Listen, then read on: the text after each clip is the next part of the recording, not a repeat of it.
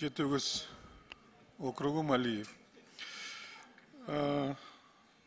Акылбек Усенбекович, менден сизден өтүнүч бар. Биринчиден бул мыйзамды мен колдойм. Эмне үчүн колдойм? Себеби бул налогтур. Себеби бул иш орундар. Себеби бул иш орундарга жанагы ошо казиного алып келе турган таксилер, товарлар, ресторандын ичиндеги бизден ушу продукция өтөт, этибиз, майыбыз, башкасы болобу, наныбыз дегендейчи. Анан ошол жерде дагы тейлеген нерселер көп, ошо казино, гостиницалар, ошо мейманканалар бардыгы кирет да ошол тарапка. Ошон үчүн мен буну колдойм. Себеби бул биздин жарандар үчүн эмес. Экинчиден бир чоң өтүнүч.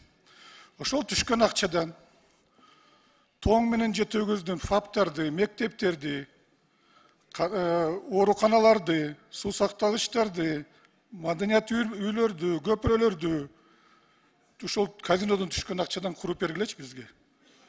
Ошо элибиз ыраазы болот силерге. Тоң менен Жетөгөз эли бүт баардыгы ыраазы болот.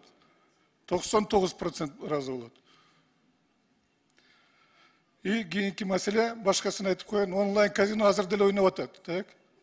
Кааласа азыр деле кирип любой барып ойной берет. Аны биз мыйзам алабызбы, албайбызбы, ал деле иштейт. Бирок мунуну карап көрүш керек, реклама жана телевидение менен радиону алып иштаса болот, так? Казиногочу. Анан бул маселеге динди аралаштырбайлык биз. Кээ бирлер айтып атпайбы бирде, тигини чакырайлык, муну чакырайлык депчи. Өткөндө эле сүйлөшпөдүкпү бул маселеге динди, вообще биз динди светтик мамлекетте аралаштырбайлык. Негизи ушул бизде конституция жазылган, ошон үчүн биз конституцияны өзүбүз так катуу кармашыбыз керек. Рахмат, урматтуу